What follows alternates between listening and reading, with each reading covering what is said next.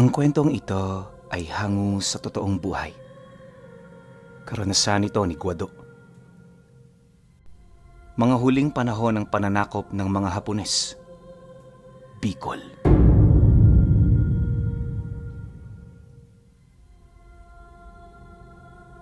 Hindi na gaanong aktibo ang mga Hapon sa lugar ni Guado. Naging malakas ang puwersa ng mga gerilya dahil sa tulong na rin ng ibang tao na nagmula sa liblib na lugar. Dahil binatilyo pa lamang siya, kadalasan nagtatago sila kapag may paparating na mga kalaban. Gumawa kasi ng hukay ang kanyang ama sa bandang likod bahay nila at doon sila nagtatago kapag nagkataon na nananalasa ang mga Hapon. Ang naturang hukay ay tinatakpan nila ng mga dayami para isipin ng mga dayuhang mananakop na pagkain lamang yon para sa mga alagang kalabaw at baka. Dahil sa gera, marami ang mga namatay, lalo na sa kampo ng mga Pilipino. Kalimitan, ang mga katawan ng mga Pinoy na napapaslang ay basta-basta na lang iniiwan sa tabing daan o kung hindi naman kaya'y itinatapon ng mga Hapon sa ilog. May iba naman na sinusunog kasama ng mga bahay. Dahil sa kalupitan ng mga Hapon, may iilang mga tao kina Guado ang nagpasyang mamundok. Subalit sa pag-asang lilipas din ng gera, minabuti nilang manatili na lang sa kanilang bahay. Kasabay na rin ang pagrami ng mga bangkay ng Pinoy at Hapon na pinabayaan na kada kampo, marami ring mga kakatuwang bagay ang lumalabas tuwing sumasapit na ang dilim. Kapag nilukob na ng karimlan ng paligid, nakikinig na lang si Guado ng mga kakaibang tunog na parang may kung anong nagsasaya. Sinabihan na lang ng kanyang ama si Guado na huwag gagawa ng ingay at baka marinig sila. Nariyan na naman sila. Huling dinig ko sa ingay na yan ay noong namatay ang lolo mo. Huwag kang masyadong maingay, Guado. Kahit na nasa ilalim tayo ng hukay, kaya nila tayong marinig dahil sa talas ng kanilang pandinig. Kinalabutan naman ng nooy binatilyong si Guado dahil sa nalaman niya.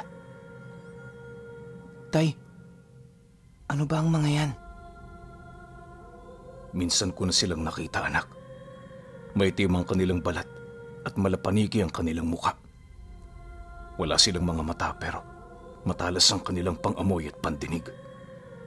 Ayon sa lolo mo, tinatawag silang hangkilan. Napakunot noo si Guado. Dulot na rin ang kanyang pagkukuryoso sa sinasabing nilalang ng kanyang ama. Nagtanong pa siya ng karagdagang impormasyon patungkol sa hangkilan.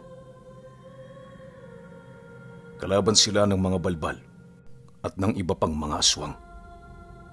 Maliban kasi sa kumakain sila ng mga bangkay, kumakain din sila ng mga aswang.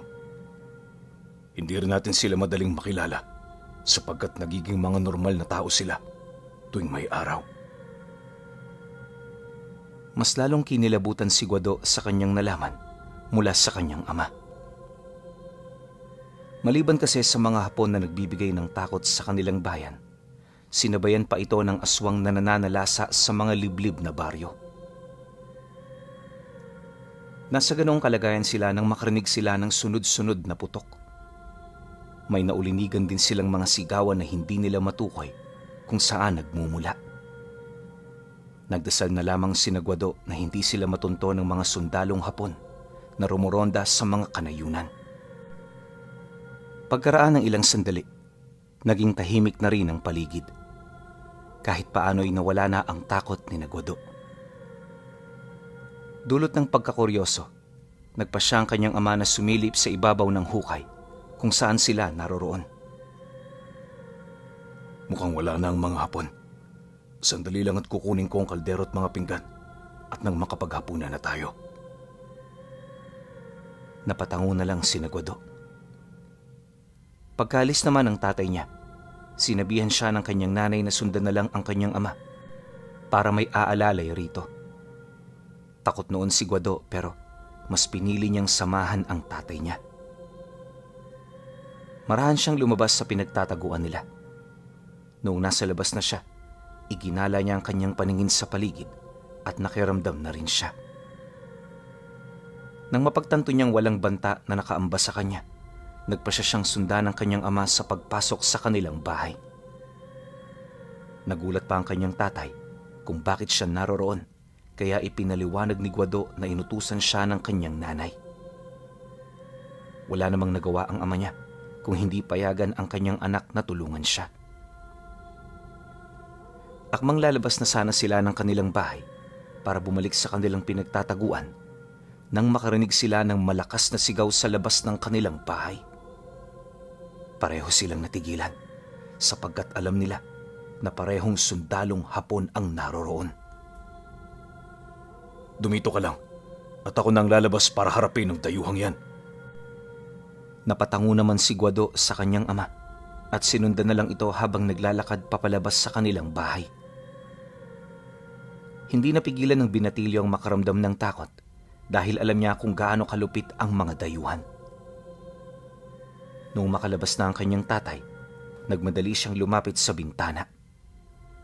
Sumilip siya roon at napalunok siya ng kanyang laway nang makita niyang kaharap nga ng ama niya ang 5 sundalong Hapon at isang kasama nitong may saklob na bayong sa ulo. Nung una, kalmado silang nag-uusap. Pero habang patagal ng patagal, napansin ni Guado ang tensyon na namumuo sa pagitan nila. Alam niyang huhulihin ng mga Hapon ang kanyang ama, kaya nag-isip siya ng posibleng paraan upang iligtas ito. Si tatay, kailangan ko mailigtas si tatay.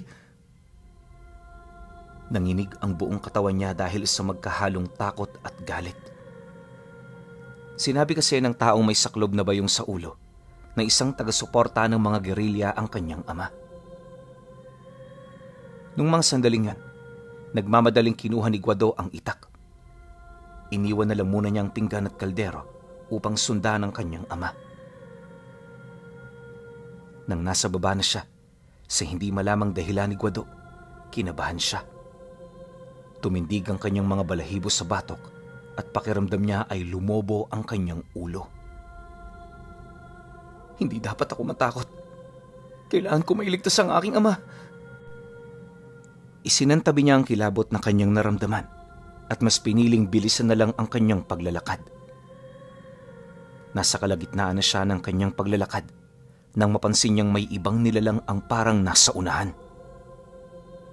Hindi matukoy ni Guado kung sundalong Hapon din ba yun o gerilya, ngunit nang mawari niyang tila nakabang ang mga ito sa mga dayuhang sundalo, tumigil muna siya at nagmatsyag sa paligid. Teka, bakit parang nagbabaga ang kanilang mga mata? Kinutuba ng hindi maganda si Guado, kaya sa halip na sundan ng mga Hapon, pinanood na lang niya ang mga ito habang umuusad palapit sa mga nilalang. Ilang sandali pa, nagwala na ang ama ni Guado. Ilang beses nitong sinabi na may mga aswang sa paligid, ngunit pinagtawanan lang siya ng mga Hapon. Hindi siguro nila maintindihan yung lengguaheng sinasabi ng tatay ni Guado. Maging ang taong nakasaklob ng bayong sa ulo ay napatawa na rin at sinabing nababaliw ang naturang lalaki. Maniwala kayo sa akin. Nandyan lang sila sa...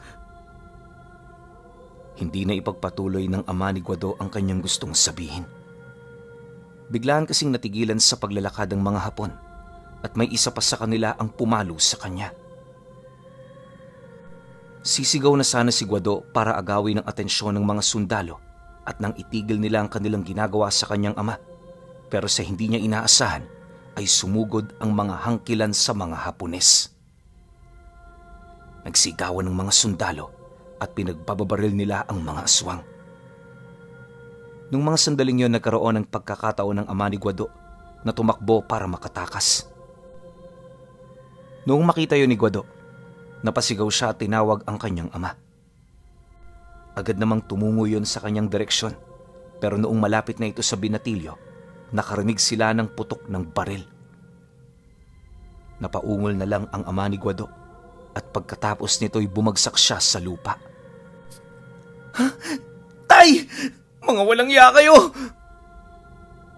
Walang naging pakialam si Guado kung makita man siya o marinig ng mga Hapon. Lumapit siya sa kanyang tatay at inalalayan ito. Nang sabihin ng kanyang ama na tingnan ng mga Hapon, halos lumuwa ang puso ni Guado nang makitang nakahandusay na ang mga sundalo, pati ang taong may saklob na bayong sa ulo. Sa tulong ng sinag ng buwan, kitang-kita niya kung papaano lantakan ng 3 aswang ang mga laman loob ng kanilang biktima. Anak, kailangan na nating umalis bago pa man tayo mapansin ng mga yan. Dahil paika-ika ang lakad ng kanyang ama dulot ng tama ng bala sa kanyang kaliwang hita, inalalayan ito ni Guado. Marahan silang naglakad papalayo sa lugar kung saan sila hinarang ng mga hangkilan. Nang medyo nakakalayo na sila, noon lang nila narinig ang mga hiyaw ng nilalang. Sinabihan na lang ng ama niya si Guado na huwag gaanong gumawa ng ingay habang naglalakad dahil baka marinig sila ng mga aswang. Sa kabutihang palad, nakarating si Guado sa hukay kung saan sila nagtatago. Pagkarating nila roon, napaiyak pa ang kanyang ina sa pag-aakalang tuluyan na silang dinampot at pinatay ng mga Hapon. Inalalay ni Guado ang kanyang ama pababa sa hukay at nang naroroon na ito, bumalik siya sa kanilang bahay para kunin ang naiwan nilang kaldero na may lamang kanin tsaka mga pinggan at kutsara. Minadali niya ang kanyang pagpunta at pagbalik dahil natakot siyang baka may nakaambang panganib sa kanya. Sa kabutihang palad, nakabalik siya ng ligtas sa kanilang pinagtataguan.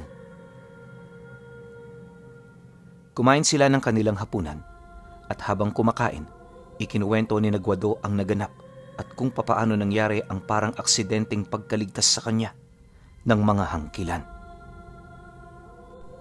Maging ang kanyang ina ay nagulat dahil ang alam nila'y mga bangkay at mga aswang lang ang kinakain ng mga ganoong nilalang. Dahil sa naging sugat ng ama ni Guado, siya na lamang ang pumaroot parito sa kanilang pinagtataguan. Paminsan-minsan naman ay ang kanyang ina ang umuuwi sa kanilang bahay tuwing gabi at kapag alam nilang walang rumoronda sa paligid. Gawa ng mga nagkalat na mga bangkay sa paligid, mas naging malala rin ang banta ng mga balbal at hangkilan sa kanila. Dahil dito, madalas na pinapaalalahanan ng kanyang mga magulang si Guado na palaging mag-iingat. Isang gabi, dahil bigla ang sumakit ng sobra ang tiyan ng kanyang nakababatang kapatid, nautusan siya ng kanyang ina na kumuha ng halamang gamot. Ang naging problema nga lang, walang gaanong halaman sa kanilang bakuran. Maghahanap-hanap na lang po ako sa paligid. Wala naman po sigurong mga Hapon na rumoronda. Malamang natakot sila sa nangyari sa kanilang mga kasamahan noong nakaraang linggo. Napatango na lang ang mga magulang niya sa kanya at sinabihan siyang mag-ingat. Kahit gabing-gabi na noon, hindi rin nabahala si Guado. Maliwanag kasi ang buwan at mabilis naman siya kung tumakbo kung sakaling merong mga kalaban sa paligid. Nang makalabas na siya sa kanilang pinagtataguan, nagmadali siya sa paghahanap ng naturang halamang gamot dahil madalas na tumutubo ang ganoong halaman sa bandang Nyogan. Nasa kalagitnaan na siya ng kanyang paglalakad nang makaamoy siya ng nakakasulasok na samyo. Alam ni Guado na samyuyo ng nabubulok na laman, kaya nagtaka siya kung saan ito nagmumula. Naging malakas din ang kanyang kutob na bangkay ng isang sundalong Hapon yun. Pagkarating niya sa Nyogan, mas lalo pang tumapang ang amoy na kanyang nalalanghap. Tinakpan na lang ni Guado ang kanyang ilong at sinimulan na niyang maghanap ng halamang gamot para sa sakit sa tiyan. Walang ano-ano, halos mapaigtad siya nang may marinig siyang bumagsak mula sa ibabaw ng puno. Inakala niyang nyug lang yun, kaya nagpasya siyang tingnan ito. Marahan siyang humakbang patungo roon at nang ilang hakbang na lang ay makakalapit na siya roon. Nakita niyang hindi buko ang bumagsak, kundi isang bangkay. Napalunok ng kanyang laway si Guado. Napatras siya ng ilang hakbang. Naisipan niya ring tumingala sa ibabaw ng nyog at mas lalo siyang nahintakutan nang makita niya ang isang nilalang na nakalambitin doon. Isang hangkilan! Sinubukan niyang sumigaw upang sana'y makahingi ng tulong, pero nanuyot ang kanyang lalamunan dahil sa matinding takot. Noong akmang tatakbo na sana siya para tumakas, lumundag sa kanya ang nilalang. Napalumpasay siya sa lupa at nasa ibabaw naman niya ang aswang. Inamoy-amoy siya nito habang wala itong humpay sa paglalaway. Maawa ka sa akin. Huwag mo akong sasaktan. Maawa ka po. Halos mamalat-malat na si Guado dulot ng matinding takot. Ilang sandali pa, napangisi ang nilalang sa kanya. Natigilan ito at napasinghot sa paligid. Ang buong akala ni Guado, pakakawalan na siya ng aswang. Gumalaw na rin siya para sana'y umalis sa ilalim ng hangkilan, ngunit sa hindi niya inaasahan, kinagat siya nito sa leeg. Pakawalan mo ako! Pilit niyang inilalayo ang ulo ng aswang sa kanyang leeg habang sinusubukan niyang sumigaw. Ngunit kahit na anong gawin niya, nagpapatuloy ang aswang sa ginagawa nito. Diyos ko po! Tulungan niyo ako! Habang nararamdaman niya ang kirot dulot ng pagkagat ng hangkilan, nagsimula na ring dumilim ang kanyang paningin. Alam niyang katapusan na niya ng mga oras na yan, kaya nagsimula siyang magdasal ng taimtim. Walang ano-ano, umalis ang aswang sa kanyang ibabaw. Lumapit ito sa bangkay na nahulog at dito niya itinuon ang kanyang atensyon. Sina nanay at tatay, ang kapatid ko, kailangan ko silang makita. Sila lang ang makakatulong sa akin. Habang sapo ni Guado ang kanyang sugatang leeg, napatakbo siya patungo sa kanilang bahay. Dulot ng nangyari sa kanya, nawala na sa isipan niya ang halamang gamot na kanyang hinahanap. Noong medyo malapit na siya sa kanilang bahay, natigilan siya. Napasapo siya sa kanyang dibdib, gawa ng parang masusuka siya. Ilang sandali rin siyang nasa ganoong estado nang biglaan siyang may maalala. Hindi dapat ako lumapit sa aking mga magulang at kapatid. Kapag nagkataon, baka sila pa ang maging una kong biktima. Kailangan maprotektahan ko sila. Sa halip na dumiretso sa kanilang pinagtataguan, nagpasya siyang magtago na lang para masiguro niyang walang panganib na nakaamba sa kanyang pamilya. Nasa kalagitnaan siya ng kanyang pagmamasid sa paligid nang makita niyang lumabas sa taguan nila ang kanyang ina. Batid ni Guado na hahanapin siya nito, o kung hindi man, maghahanap ito ng gamot sa sakit ng tiyan ng kanyang kapatid. Nang mga oras na yon, dinig na rin niya ang iyak ng nakababata niyang kapatid. Dahilan para mas lumakas pa ang kutob niyang nahawaan nga siya dahil sa pagkagat sa kanya ng hangkilan. Upang hindi na matuloy ang kanyang ina sa binabalak nito, naisipan ni Guado na takutin na lamang ito. Gumalaw siya na parang nagmamarcha, kaya nagmadaling bumalik ang kanyang nanay sa kanilang pinagtataguan. Naisip pa ni Guado na maghahanap na lang siya ng halamang gamot na tinutukoy ng kanyang mga magulang. Noon din, umalis siya at bumalik sa nyugan. Wala siyang naging pakialam kung naroroon pa rin ang aswang na kumagat sa kanya. Noong makarating siya roon, nawari niyang wala na doon ang aswang at maging ang bangkay na kinakain nito. Dahil dito, napagpasyahan ni Guado na hanapin ang halamang gamot at nang makuha niya ay bumalik siya sa kanilang pinagtataguan. Noong naroon na siya, inihulog niya yon sa ilalim para makita ng kanyang mga magulang. Narinig pa niyang nagtanong ang ama niya kung sino ang naghulog nun, kaya nagmadali nang umalis si Guado. Kailangan ko mapangalagaan ang aking pamilya. Poprotektahan ko sila sa anumang panganib, mapasundalo man, hayop, o isang aswang. Alam ni Guado na kung mananatili lang siya roon, mas madali siyang makita ng kanyang mga magulang at maging ng mga sundalong Hapon na rumoronda sa kanilang paligid. Gawa nito, nagpasya siyang umalis na muna at hanapin ang aswang na kumagat sa kanyang leeg. Habang nasa ganoong sitwasyon, napansin niyang parang naging ibang nilalang siya. Pagbabayaran mo ang ginawa mo sa akin. Hindi man sa ngayon, pero darating ang takdang oras at magkukrus ang landas natin. Nang mismong sandaling yon, tumakbo si Guado patungo sa kasukalan na nasa dulong bahagi ng kanilang baryo. Alam niyang wala siyang ibang mapagtataguan kung hindi ang naturang gubat. Noong malapit na siya sa gubat, nakaramdam siya ng kakaiba. Mas naging matalas ang kanyang pakiramdam, kaya napagtanto niyang marahil mabilis na kumalat ang lason na mula sa laway ng aswang. Nawari na rin niyang naging iba na ang kanyang anyo, kaya napatingala na lang siya sa kalangitan.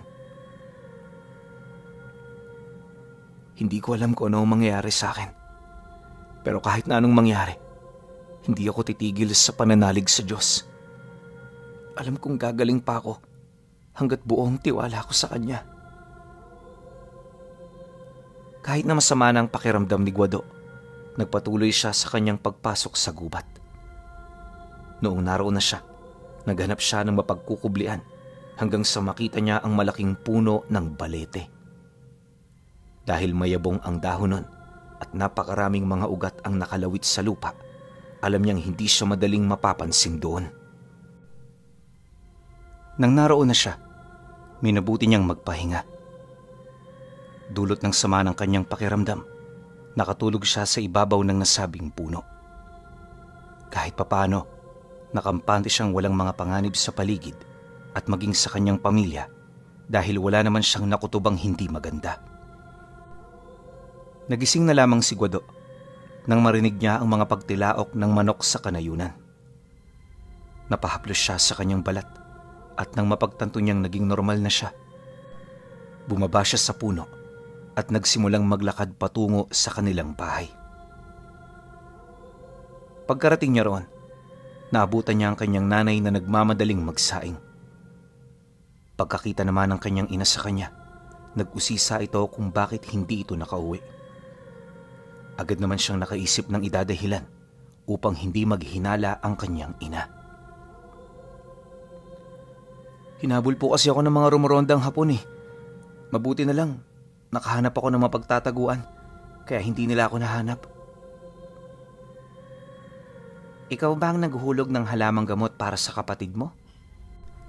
Napakibit-balikat na lang si Guado at sinabi pa niyang hindi siya nakabalik sa kanilang pinagtataguan dahil natatakot siyang baka matunton ng mga Hapon ang kanyang mga magulang at kapatid. Tinulungan na lang ni Guado ang kanyang ina at nang maluto na ang kanilang agahan, mabilis siyang bumalik sa kanilang kinukublian. Nagsalo sila sa pagkain kaharap nila. Nasa kalagitnaan na sila ng kanilang pagkain nang mapahiyaw ang ama ni Guado dahil sa sobrang sakit. Alam nilang dahil yun sa balang nakabaon sa kanyang hita. Tay, sandali lang ha. Kukuha ko ng kutsilyo sa loob ng bahay. Matapos niyang magwika, nagmadali siyang umalis. Naiwan naman si Guado kasama ang kanyang ama at kapatid. Dulot ng matinding sakit ng kanyang sugat, tuluyang nawala ng malay ang kanyang ama. Inutusan na lamang ni Guado ang kanyang nakababatang kapatid na ipikit nito ang kanyang mga mata. Dahil madilim sa ilalim ng hukay kung saan sila nagtatago, nagawang magpalit ng anyo ni Guado. Matapos ito, sinikap niyang makuha ang balang nakabaon sa hita ng kanyang ama. Gawa ng naging isa siyang hangkilan, naging madali para sa kanya ang hiwain ang bahaging natamaan ng bala. Sinubukan niyang kunin ang mismong punlo na nakabaon sa hita ng kanyang tatay. Sa kasamaang palad, napaso ang daliri niyang ginamit at dahil dito nagpasya siyang isapin sa kanyang kamay ang kanyang damit. Muli niyang sinubukang dukutin ang bala. at napangisi siya noong magawa na niya ito. Sakto namang narinig niya ang mga yabag ng kanyang ina, kaya nagpalit siya ng kanyang anyo sa isang normal na tao. Ilang sandali lamang, bumaba na sa kanilang pinagtataguan ang kanyang ina. Ibinalita sa kanya ni Guado na nagawa na nitong tanggalin ng balang nakabaon sa hita ng tatay niya. Nag-usisa naman ang kanyang ina kung paano niya nagawa ito, subalit hindi na lamang isiniwalat ng binatilyo ang kanyang paraan.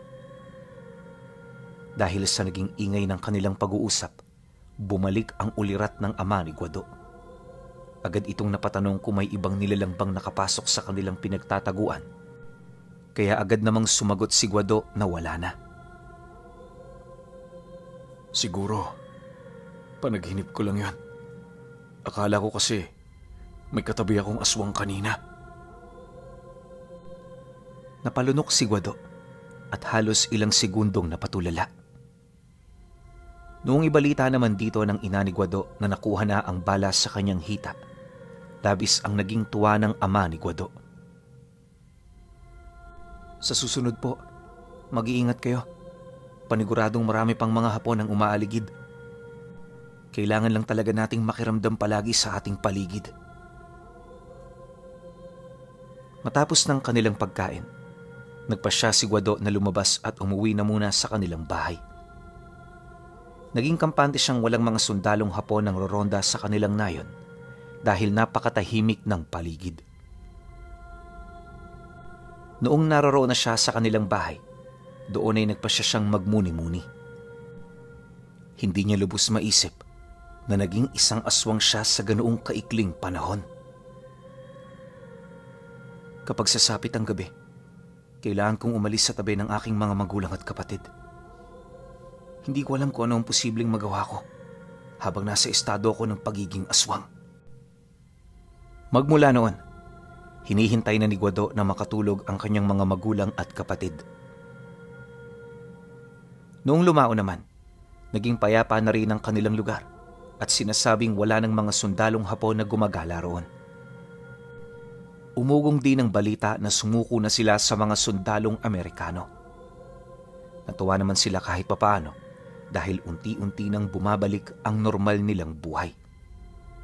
Nakabalik na rin si Guado sa kanilang bahay nang hindi natatakot sa mga Hapones. Isang gabi, sa hindi inaasahan ni Guado, nakarinig siya ng pagsisigaw. Nagtaka siya kung saan ito nagmula, kaya minabuti niyang bumaba para alamin kung ano ang naroroon. Saktong pagkababa niya, nakaamoy ng samyo ng parang pinipig si Guado. Nangati ang kanyang katawan at pakiramdam niya'y magbabago ang kanyang anyo. Upang hindi siya makita ng kahit na sino na kasama niya sa bahay, napatakbo siya patungo sa masukal na bahagi at doon siya nagpalit ng anyo para maging isang hangkilan. Noong naging isang aswang na siya, mas lalong naging matalas ang kanyang pandama. Walang ano-ano, may narinig siyang parang mga sigawan. Iginala niya ang kanyang paningin at napagtanto niya na nagmula yon sa kabilang baryo nila. Dahil sa duda ni Guado na baka umatake roon ng mga Hapon, nagpasya siyang sumugod doon. Habang papalapit siya roon, naalala niya ang ginawa ng mga hangkilan sa mga dayuhang sundalo nang mahuli ng mga ito ang kanyang ama. Nang maisip niya ang naging pagsuko ng mga Hapon sa mga Amerikano, napagtanto niyang hindi mga dayuhang sundalo ang naghahasik ng takot sa kabilang baryo. Kailangan kong malaman kung ano ang gumagawa ng karahasan doon. Hindi ako papayag na muling mangibabaw ang takot sa puso ng mga tao. Mabilis siyang tumakbo patungo sa kabilang baryo. Noong naroroon na siya, nagtaka siya kung bakit napakatahimik doon. Napagtanto na lang din niya na hindi sa baryong yon nagmumula ang ingay, kung hindi sa pinakadulong baryo ng kanilang bayan. Upang alamin ko ano nangyayari, nagpasya si Guado na dumiretso sa baryo kung saan ang gagaling ang ingay. Napangisi na lang siya nang mapagtanto niyang doon nga nagmumula ang hiyaw na kanyang naririnig.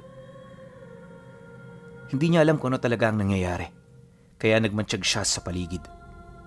Walang ano-ano, nawari niyang mula yun sa isang bahay, kaya tinungo niya ito upang matyagan. Maging si Guado ay nakaramdam ng puot noong makita niya ang babaeng umiiyak sa tabi ng bangkay ng isang matandang babae at lalaki. Pareho silang wakwak ang tiyan at nagkalat sa sahig ang kanilang mga laman loob. Ninais ni Guado na tanungin ang nasabing babae, subalit alam niyang matatakot sa kanya yon. Sa kadahilanang ito, nag-isip siya kung ano ang posibleng gumawa ng karumal-dumal na gawain. Noong una, inisip ni Guado na baka mga balbal ang gumawa nun, pero nang lumaon, nagkaroon siya ng ideya na marahil ay mga hangkilan ang gumawa nun sa dalawang bangkay.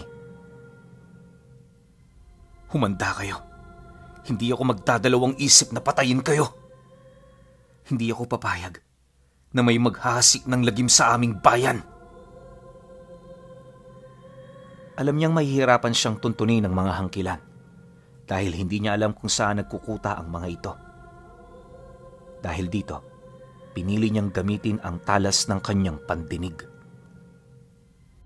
Nagmatsyag siya sa paligid hanggang sa may narinig siyang kaluskos na patungo sa kabundukan. Noong una, inisip niyang baka mga gerilya lamang yon.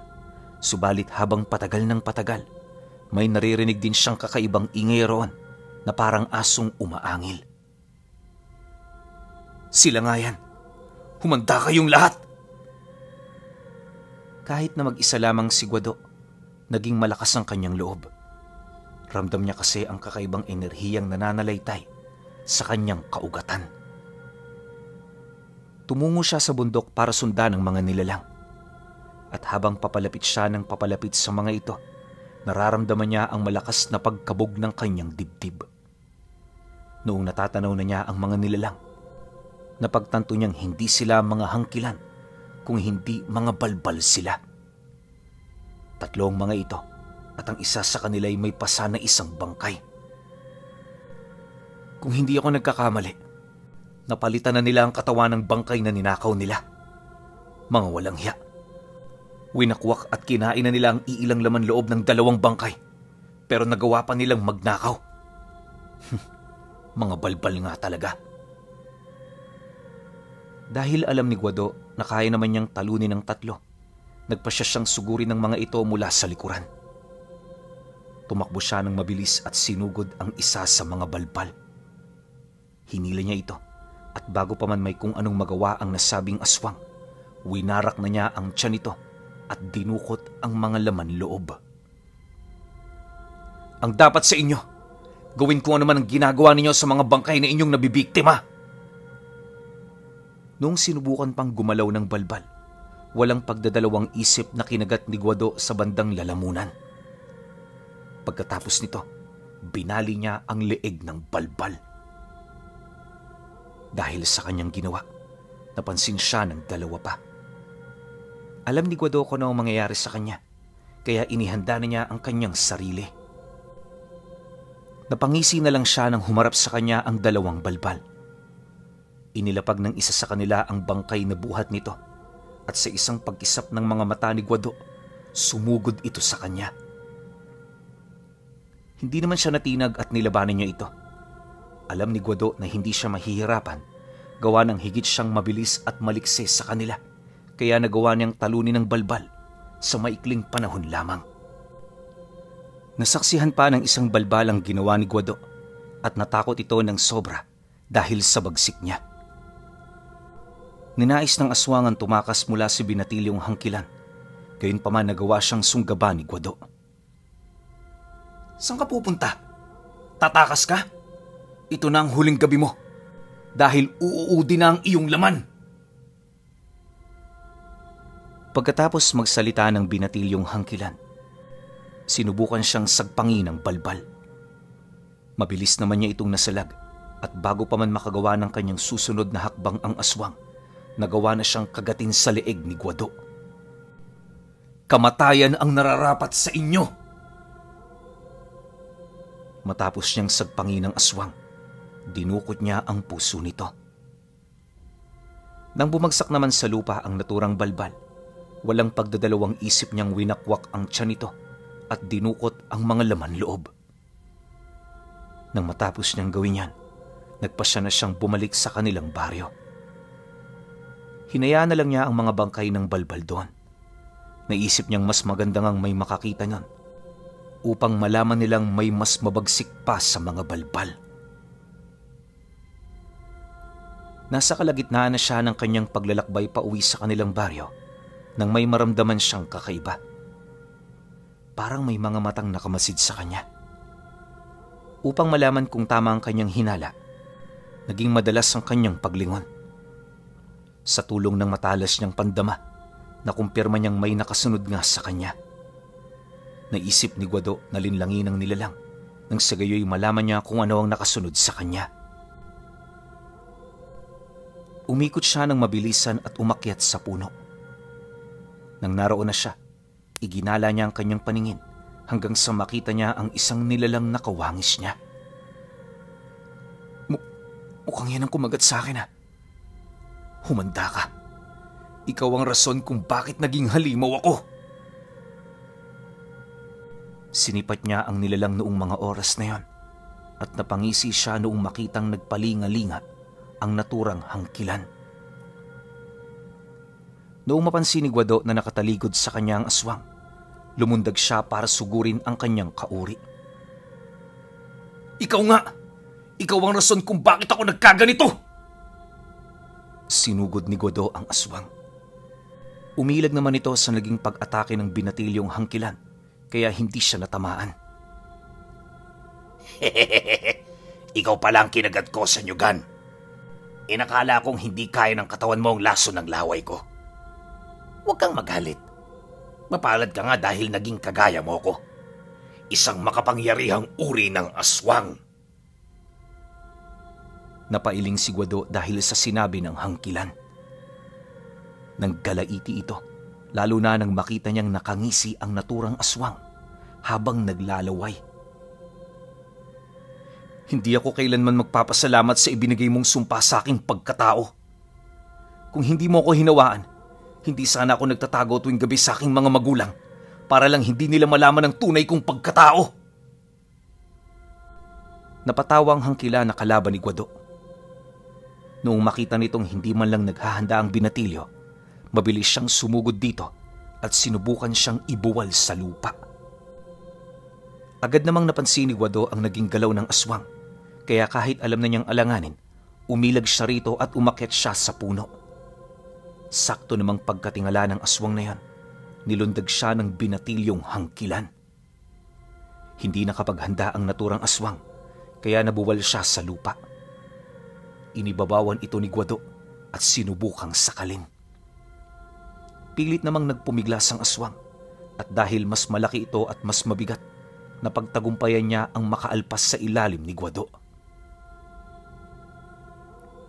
Hindi mo kaya kung sino man ang humawa sa'yo. Mapapailalim ka rin sa aking kapangyarihan, binatilyo. Halos 100 taon na akong namumuhay sa mundong ito at hindi ang kagaya mong siyang makakapatay sa akin. Yan ang inaakala mo. Gagawin ko ang lahat para mapaslang ka. Ikaw ang dahilan kung bakit nabuhay ako sa ganitoong sumpa. Tandaan mo, papatayin kita. Dahil nakaalis ang hangkilan sa ilalim ni Guado, binilisan naman ng binatilyo ang paggalaw para masunggaban ito. Nagbuno silang dalawa at nagpagulong-gulong sa lupa. Alam ni Guado na alanganin siya, sapagkat mas malakas ang nasabing nilalang.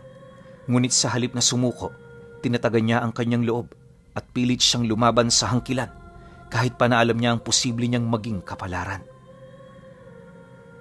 Nasa kalagitnaan sila ng kanilang paggulong nang tumama ang katawan ni Guado sa isang bato.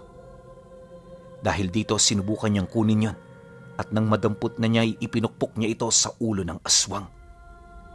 Napahiyaw naman ang hangkilan at agad na tinabig ang kamay ng binatilyo na may hawak na bato.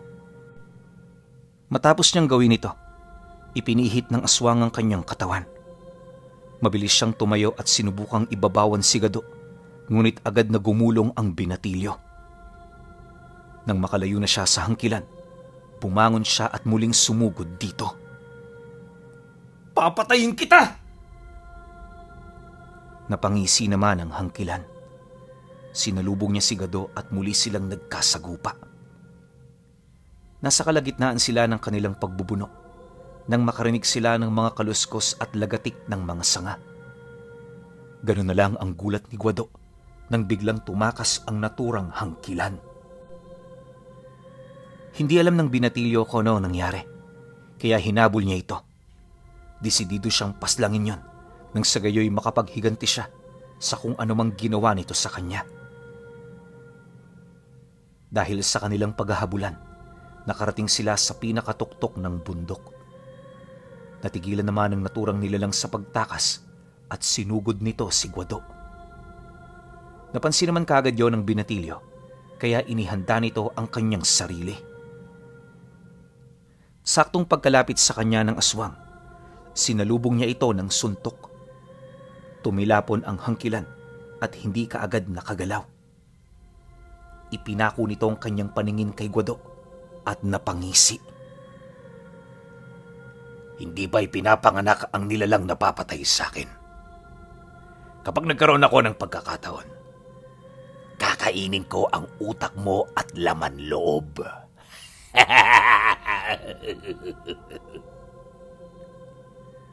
Napatawa pa ang aswang habang mabalasik na nakatitig sa binatilyong hangkilan.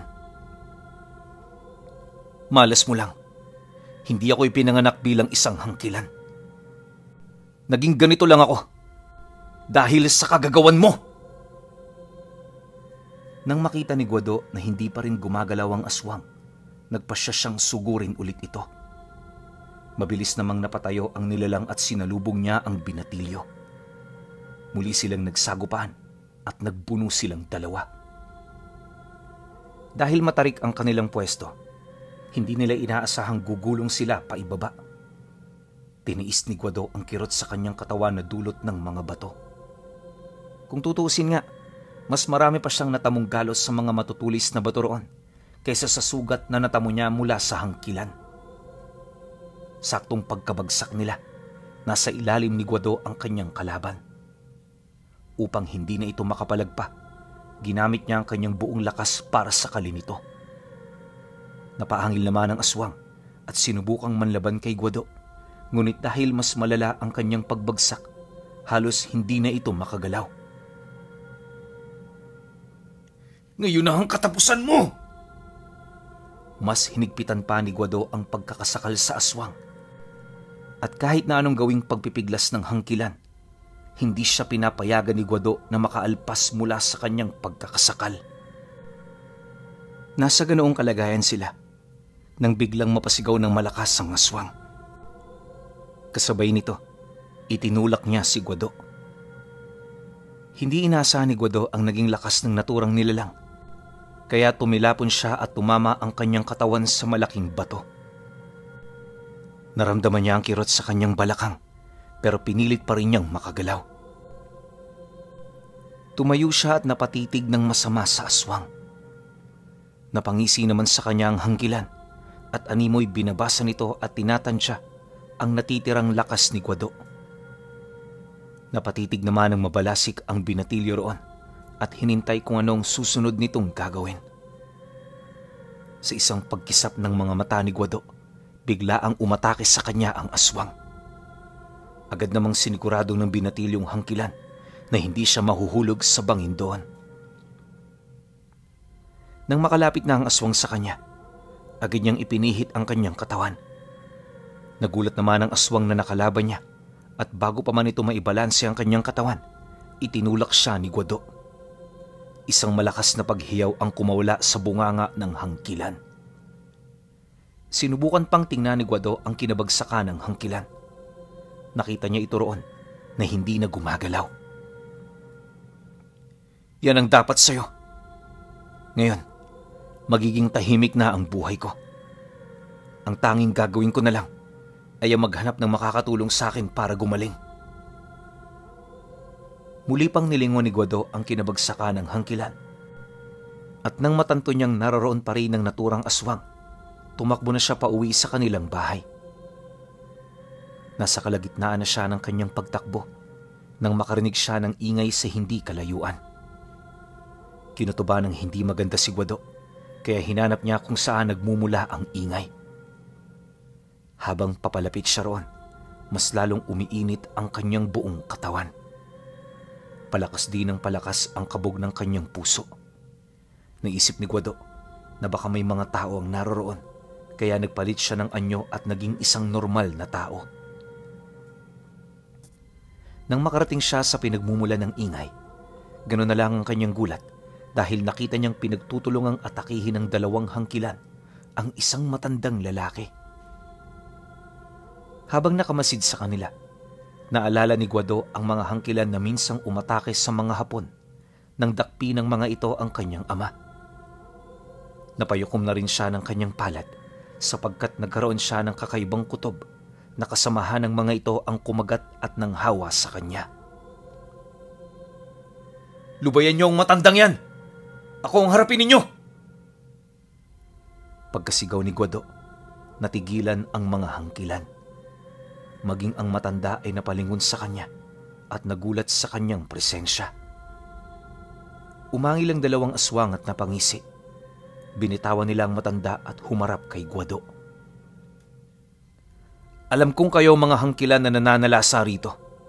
Gusto ko lang sabihin sa inyo, napatay na ang isa ninyong kasama. Pinatay ko siya." Nagulat ang dalawang aswang.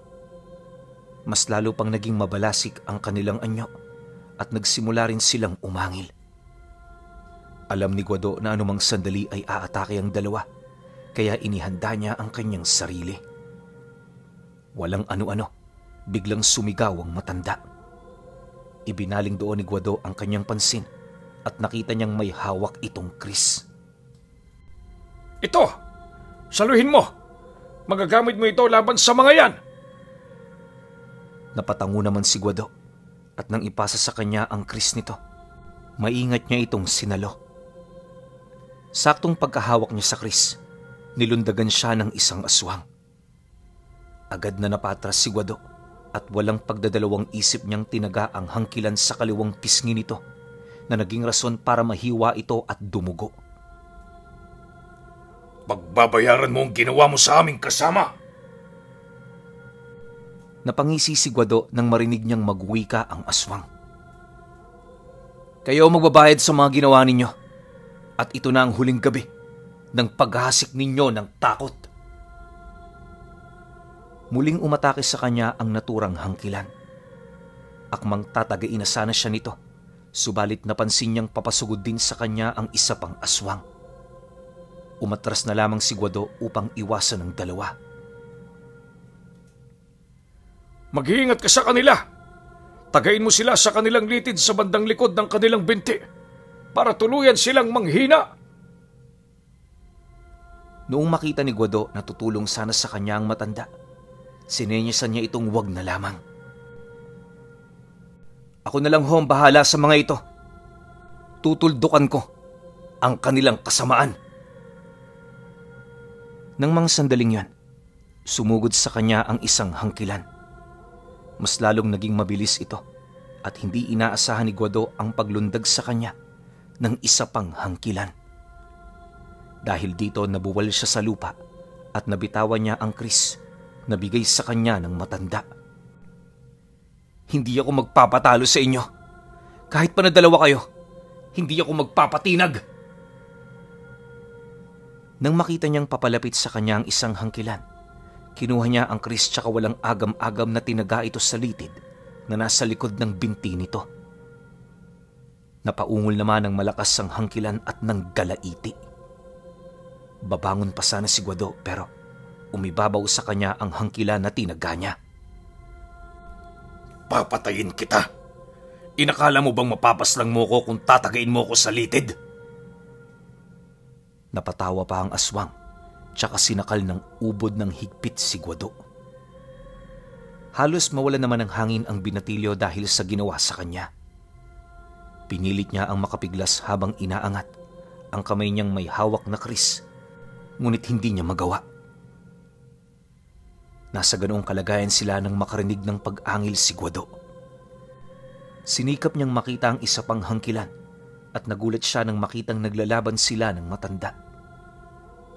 Habang naglalaban ang mga ito, napansin ng binatilyo na nagbabaga ang mga mata ng matanda.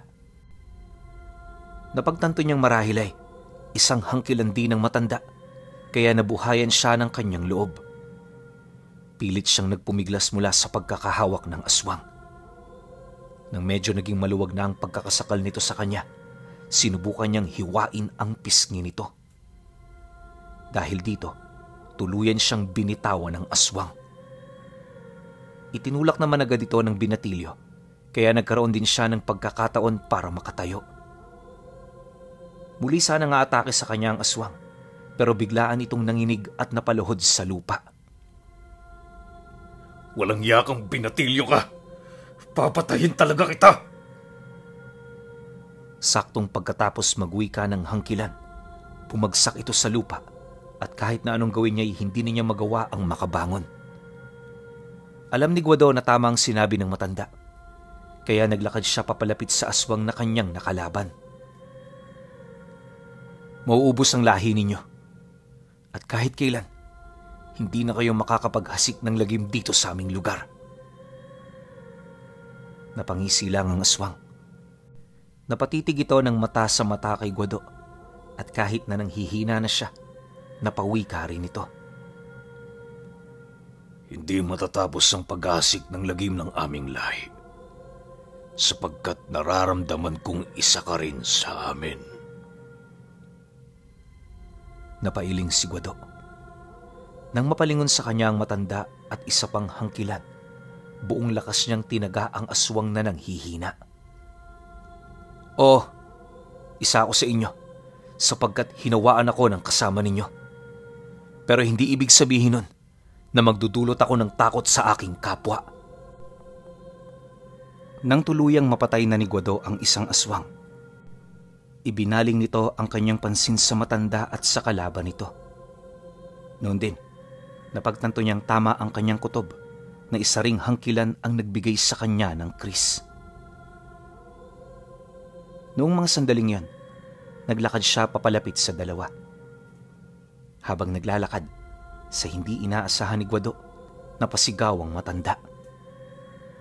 Nakita ng binatilyo na kinagat ng hangkila ng matanda, kaya mabilis niya itong tinaga sa ulo.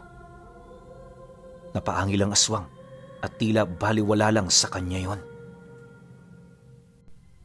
Kung talagang malakas ka, lubayan mo ang matandang yan at ako ang harapin mo.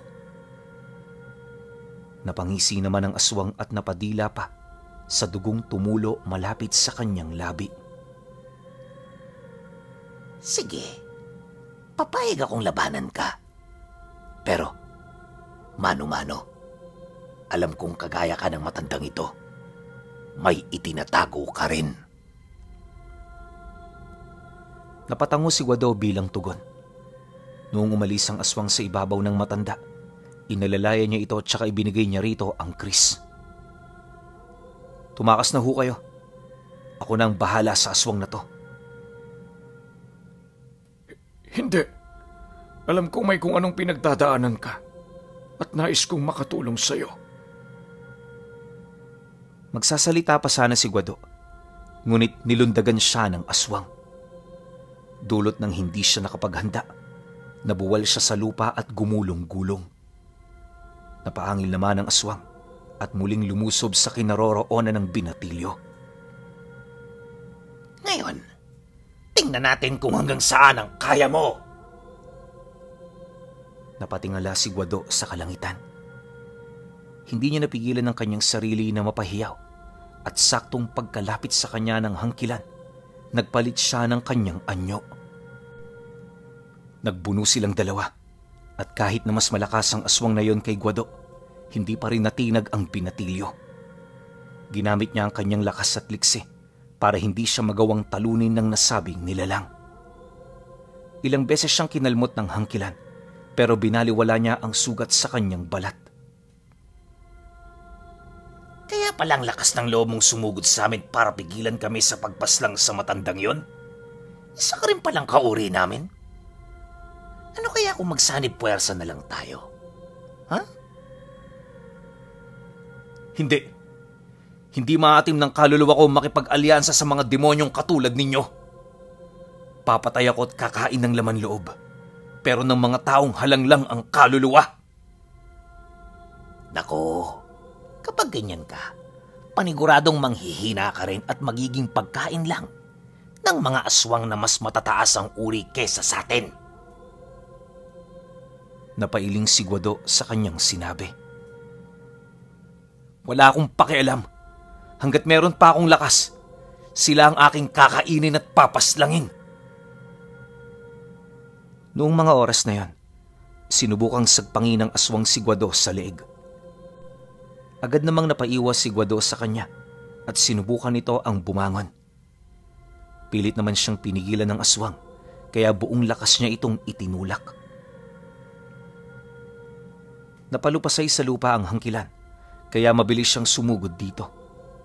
Muli silang nagbuno at nagtagisan ng lakas. Kahit na anong gawin mo, hindi mo ako kaya. Baguhang aswang ka lang. At ako naman ay marami nang napatay. Oo, marahil ay marami ka nang napatay. Pero kailanman, hindi magiging sapat ang lakas mo para patayin ako. Napatawa ang aswang sa sinabi ni Guado. Sa hindi naman inaasahan ng binatilyo, mas lalong naging malakas ang aswang. Nagawa nitong bumangon at hindi siya nakapalag noong magawa siya nitong iangat sa lupa. Tingnan na lang natin kung ano pa ang magagawa mo. Kung lasog-lasog na ang katawan mo. Nung mga oras na yon, ibinalibag ng hangkilan si Guado. Hindi naman inaasahan ni Guado ang gagawin ng aswang, kaya hindi niya nagawang ibalanse ang kanyang katawan. Naging masama ang pagbagsak niya, pero sinika pa rin niyang makatayo. Saktong pagkatayo niya, muli siyang inatake ng aswang, kaya tumilapon siya sa hindi kalayuan. Ako ang labanan mo at huwag yang binatilyo! Nagpalit naman ng anyo ang matanda at nakita niyang susugod pa sana ang hangkilan kay Guado. Inatake niya ito at sinakal mula sa kanyang likuran. Sige na! Patayin mo na ang aswang na ito! Kung hindi mo man mataga ang litid sa likod ng kanyang binti, dukutin mo at durugin ang kanyang puso! Hindi mo magagawa sa akin yan. Bago ninyo ako mapatay, kayong dalawa ang mauuna.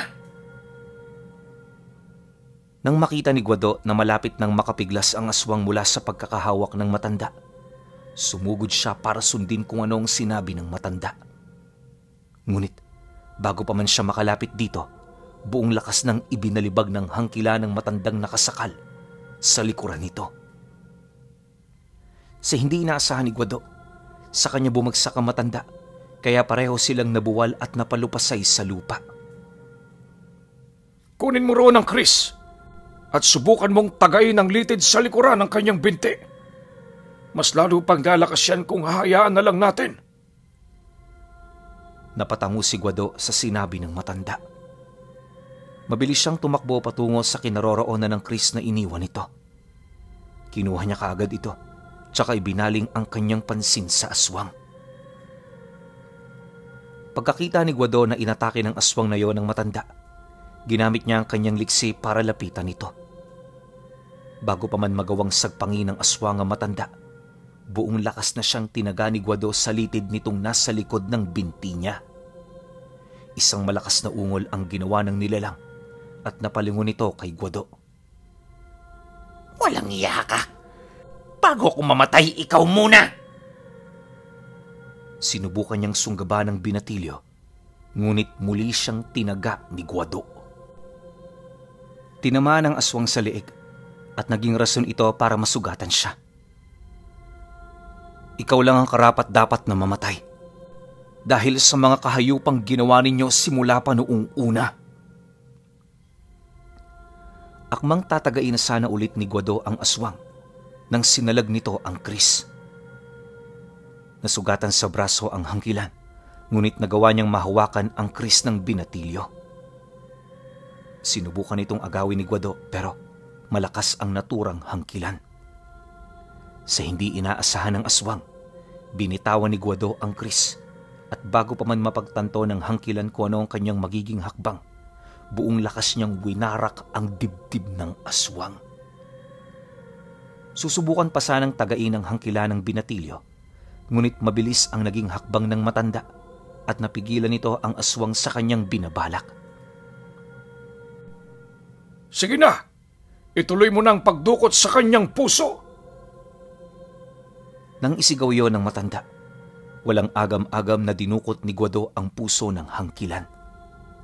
Napaungol na lang ang aswang at nagulat ang kanyang mga mata. Sinubukan pa nitong magpumiglas pero tuluyan na niyang nabitawan ang Kris. Bumagsak ang aswang na yan, kaya noon din dinurog ni Guado ang puso nito. Napabuntong hininga na lang siya dahil alam niyang tapos na ang kanyang pakikipaglaban sa mga hangkilan.